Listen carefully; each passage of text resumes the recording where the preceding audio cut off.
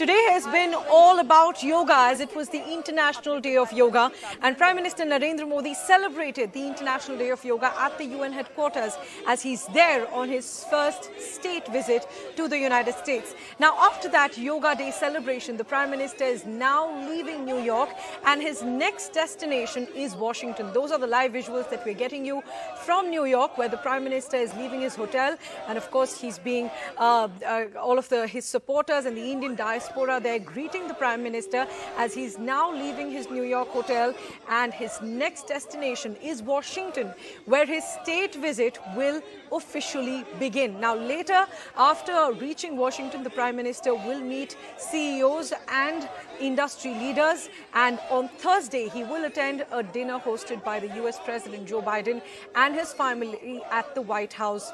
And after that, of course, he will deliver an address to the US Congress. It will be his second address to the US Congress, which is the first for any Indian Prime Minister to give an address to the US Congress twice. So that's all that's lined up ahead for the Prime Minister's visit, as he's now leaving New York and is going to go to Washington next. There you can see visuals of the Prime Minister leaving his New York hotel, being received and greeted by the Indian diaspora there and several of Prime Minister Narendra Modi's supporters there in New York.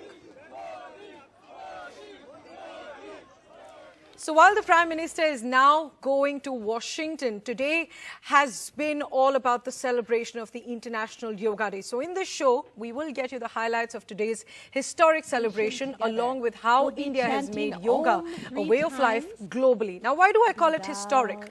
A world record has been created at the United Nations headquarters in New York for people of the most number of nationalities performing yoga together.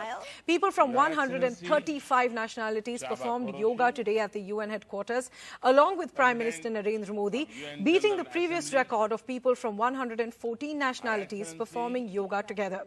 Now, the Prime Minister, who's on the second day of his 4-day US state visit, received the title for the Guinness World Record there at the UN headquarters. In fact, top UN officials, diplomats and prominent individuals from around the world joined Prime Minister Narendra Modi in this one-hour program at the UN headquarters in New York. There you can see the Prime Minister receiving the Guinness World Record title. Now, the President of the 77th session of the United Nations General Assembly, Saba Korosi, the Hollywood actor Richard Gere, and Mayor of New York City, Eric Adams, and the Deputy Secretary General of the United Nations, Amina J. Mohammed, were all among the prominent individuals who attended today's event.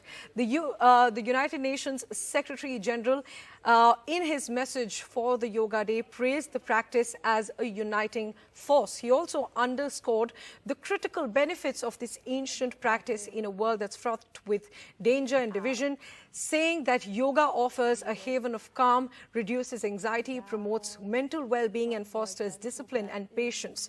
Now, this year's International Day of Yoga held particular significance of India, as it was seen as a realization of a vision that was presented by Prime Minister Narendra Modi 9 years ago from the United Nations General Assembly podium. He had proposed marking the International Yoga Day as an annual celebration, and that vision has now become a UN-mandated occasion that we celebrate every year. Today's celebration highlighted how this practice that originated over 5,000 years ago in India has now become truly global. Listen in to what Prime Minister Narendra Modi said at the event today. Yoga is free from copyright, free from patents, and free from royalty payments. Yoga is adaptable to your age, gender, and fitness level. Yoga is unifying. It is for everyone, for all ethnicities, for all faiths, and for all cultures.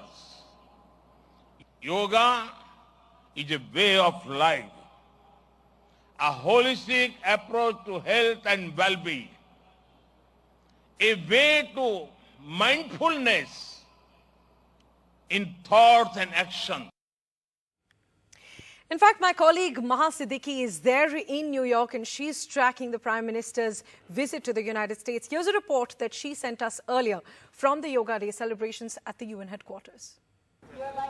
Right here behind me in the United Nations headquarters North Lawns, we can see 1,000 people performing the yoga at the International Day of Yoga, the 21st of June, being led by Prime Minister Narendra Modi here, an event for which all missions of the United Nations were given an invitation.